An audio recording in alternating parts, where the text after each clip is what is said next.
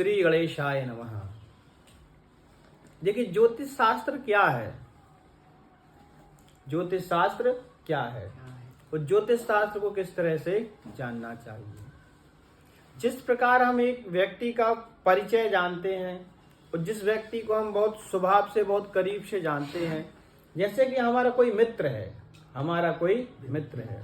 उस मित्र को हम बहुत करीबी से जानते हैं, उसी प्रकार से ग्रह को जानना, ग्रह के स्वभाव को, ग्रह के स्वरूप को, ग्रह के कार्य को और ग्रह के बीमारी को, कि वो ग्रह कौन सा फल देता है, कौन सा कार्य प्रदान करता है, क्या उसकी कार्य की रुचि है, क्या उसका स्वभाव है, क्या वह क्रोधी है, क्या वह ग्रह शांत है, उसको उस ग्रह को क्या पसंद है, उस ग्रह को काम करना, उस ग्रह को कहाँ पर रहना अच्छा, कौन से कामों में उसकी प्रीति है। जब हम ग्रह के बारे में तमाम चीजें जान जाते हैं, तमाम चीजों को उसके बारे में अच्छे से जान लेते हैं, तो ज्योतिष शास्त्र में फल कहने में हमको बहुत ही सुविधा और आसानी होती है।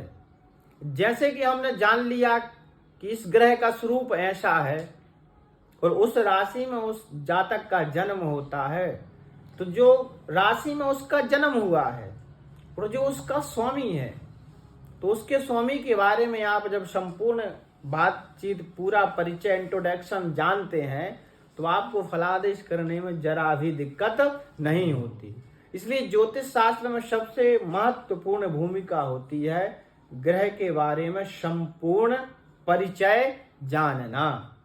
जब हम संपूर्ण ग्रह के बारे में परिचय जानने लगते हैं तो फलादेश करने में हमको समस्या नहीं होती, और यही ग्रह का संपूर्ण परिचय जानने में काफी समय लग जाता है। क्योंकि ज्योतिष शास्त्र एक ऐसा शास्त्र है, पाराशर मुनि जी ने कहा कि जो ज्योतिष शास्त्र का जो गणित है वह गीता की तरह पवित्र है। तो पाराशर मुनि ने इसकी महिमा में वर्णन किया है कि जो ज्योतिष शास्त्र का ज्ञाता होता है, जो ज्योतिष शास्त्र को जानता है, वह मरने के बाद में स्वर्ग जाता है और योगियों की तरह उसका सम्मान होता है। तो ज्योतिष शास्त्र अगर कोई समझे कि साधारण शास्त्र है, तो ज्योतिष शास्त्र साधारण शास्त्र नहीं है, क्योंकि ये प्रभु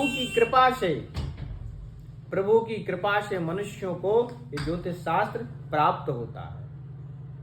तपस्या करने के बाद में कोई जैसे कि तपस्या करता है, तपस्या करने के बाद में ज्योतिष शास्त्र प्रफुल्लित हो जाता है।